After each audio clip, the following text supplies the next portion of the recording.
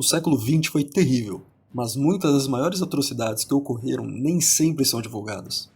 O genocídio judeu, o Holocausto, e o genocídio ucraniano, o Holodomor, foram precedidos por um genocídio tão terrível quanto esses, mas bem menos conhecido. É hora de falar do genocídio armênio, o famoso Medziegan, ou Medziegan. Agora, ao vivo, no History to Go, o seu canal de história no YouTube. 1915 é o ano consensual para o começo de um massacre que teria cerca de 1.500.000 vítimas. No dia 24 de abril deste ano, 250 intelectuais e líderes políticos armênios foram presos e executados pelo poderoso Império Turco-Otomano, na cidade de Constantinopla. O genocídio foi praticado de forma diferente para segmentos diferentes da população armênia. Os homens foram jogados nas tropas da Primeira Guerra Mundial e sujeitos a trabalhos forçados até exaustão e morte. As mulheres, crianças e idosos foram exilados e colocados em uma marcha da morte no deserto sírio. Essa população foi assediada por roubos, ataques sexuais e massacres, além de privação de água e comida pela escolta do exército que foi colocada para garantir o extermínio da população. Além dos armênios, outros grupos étnicos e religiosos, como assírios ou gregos otomanos, também foram duramente perseguidos pelo Império Turco-Otomano, mas nenhum outro grupo nesse contexto foi tão duramente perseguido e descaradamente aniquilado como os armênios, que chamaram esse evento de Medziegan, uma palavra que em armênio quer dizer grande crime. Os atritos entre os armênios e os turco-otomanos são mais antigos. Em 1909 houve um massacre que antecedeu o grande crime. O império era gigantesco, englobava partes do Cáucaso, da Anatólia, dos Balcãs e do Oriente Médio, e inúmeras etnias e minorias faziam parte de forma conflituosa com os terríveis turco-otomanos. A Primeira Guerra Mundial iria piorar e acirrar as relações com os armênios. Antes do extermínio e exílio dos intelectuais e líderes políticos em 1915, houve um atrito com a cidade de Van. Enquanto as lideranças turcas otomanas exigiam 4.000 soldados, toda a população masculina, jovem e saudável emitiu uma ordem para buscar e confiscar todas as armas de fogo dessa e das cidades próximas. Estava claro para a população que havia uma tentativa de exterminar os homens e tirar toda a chance da cidade de se proteger. A cidade de Van tentou negociar e reduzir o número de voluntários, já que a cidade também precisava da sua população masculina saudável e a reação do Império foi terrível. Yedved, uma autoridade política e militar importante, acusou os armênios de rebelião e disse: "Se os rebeldes dispararem um único tiro, eu vou matar cada cristão, homem ou mulher, e, apontando para o joelho, todas as crianças, até esta altura." 6 dias depois desse acirramento de ânimos, em 24 de fevereiro de 1915, 2 homens armênios foram mortos depois de auxiliarem uma mulher que estava sendo perseguida por soldados otomanos mal intencionados. 1.500 defensores armados com 1.000 pistolas e 300 fuzis protegeram a população de 30.000 residentes e 15.000 refugiados que já migravam de perseguições em cidades vizinhas. O conflito durou até que o Império Russo, arqui-inimigo do Império Turco-Otomano, viesse resgatar essas populações com o interesse de aumentar sua influência nessa região. Esse evento começou em 1915, mas desde antes havia toda uma propaganda contra os armênios. Os armênios eram acusados de trazer desordem ao Império e de nutrir amizade com potências inimigas, muitas vezes retratados nessas propagandas como traidores que matavam autoridades políticas no Império Turco-Otomano e auxiliando os inimigos a conquistar pedaços da nação. Meses depois do episódio em Van, em 24 de abril de 1915, ocorreu o chamado Domingo Vermelho, em que 250 intelectuais e autoridades políticas armênias foram presas, deportadas para o interior e terrivelmente assassinadas. Esse episódio foi colocado entre os pesquisadores e estudiosos como o começo de um dos primeiros genocídios modernos. No julgamento de Trebizonda, vários testemunhos e provas foram colocados com relação aos massacres que ocorreram contra a população armênia em 1915 a 1918. Os relatos mostram que a tentativa de exterminá-los foi feita de várias maneiras. Incêndios. Ayten Belhane, um espião palestino com apoio inglês infiltrado no exército otomano, relatou ter testemunhado pelo menos 5.000 pessoas sendo queimadas vivas. Esse testemunho poderia estar mal intencionado, mas não faltam testemunhos e evidências sobre esse tipo de eliminação. Mais de 18 páginas foram apresentadas nos julgamentos posteriores. Muitos oficiais de patentes menores citam que era a maneira mais rápida e eficiente de lidar com populações de mulheres, crianças e idosos que estavam em campos de trabalho ou que não havia escolta para deportação.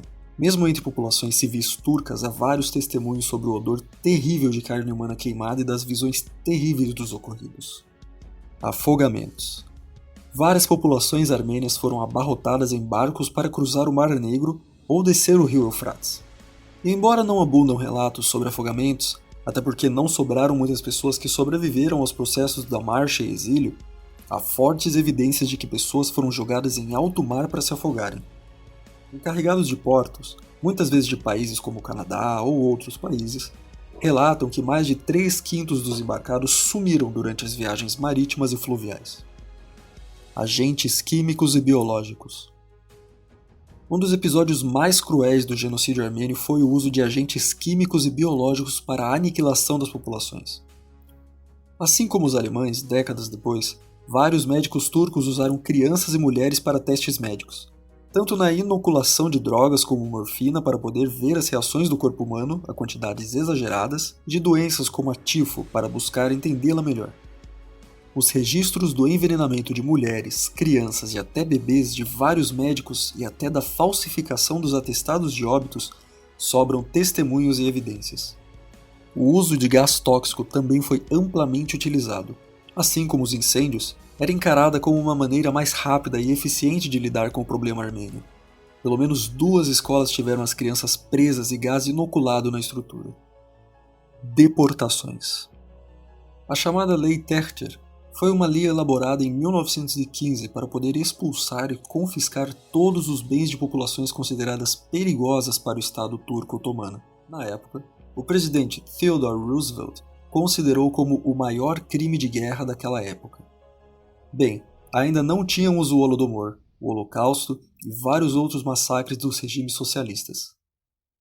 Taner Aktan, um historiador turco, estudou os telegramas e mensagens entre as autoridades governamentais e diz que é clara a intenção de não somente confiscar os bens e expulsar os armênios, mas para matar as pessoas. A chamada Marcha da Morte se insere nesse contexto. As populações desapropriadas e exiladas foram colocadas para andar até a cidade síria de Der Zetzas. O exército escoltou o longo caminho no deserto que os armênios foram obrigados a fazer. Ficou bem claro a total falta de água ou comida, tanto na marcha quanto na cidade, além de nenhuma estrutura para recebê-los. O caminho no deserto sem água, comida ou proteção em si deixou um caminho de cadáveres que era diariamente relatado em jornais no mundo inteiro.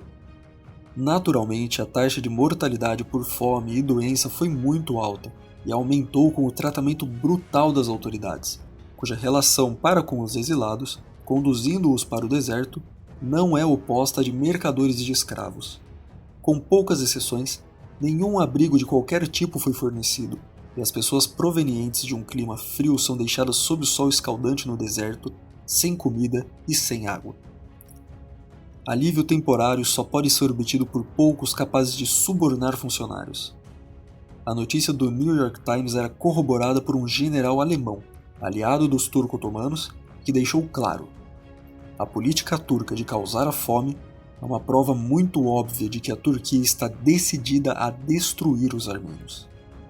Franz Ganter, alemão e responsável pela construção de uma estrada de ferro na região, fez e mandou várias fotos do que acontecia para seus diretores pedindo para ser remanejado, pois não suportava ficar em silêncio diante de tal crueldade bestial.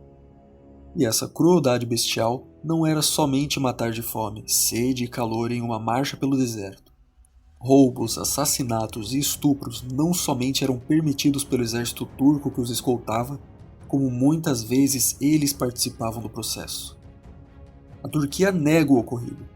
A nação alega que, além do exagero dos números, na casa dos milhões de mortos, alega que não havia nenhuma intenção das autoridades de matar os turcos. Que houve mortalidade, mas era inevitável em um contexto de guerra, e que as ações tomadas pelo Estado foram para proteger a soberania nacional.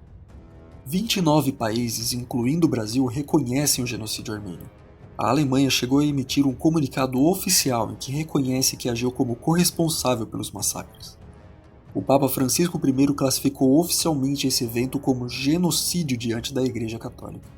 Com relação ao quiz passado do vídeo sobre Joana d'Arc, o gaulês que é colocado junto com outras grandes personalidades francesas é Vercingétorix, um general que resistiu aos avanços de Júlio César e deu muito trabalho para os romanos dominarem a região.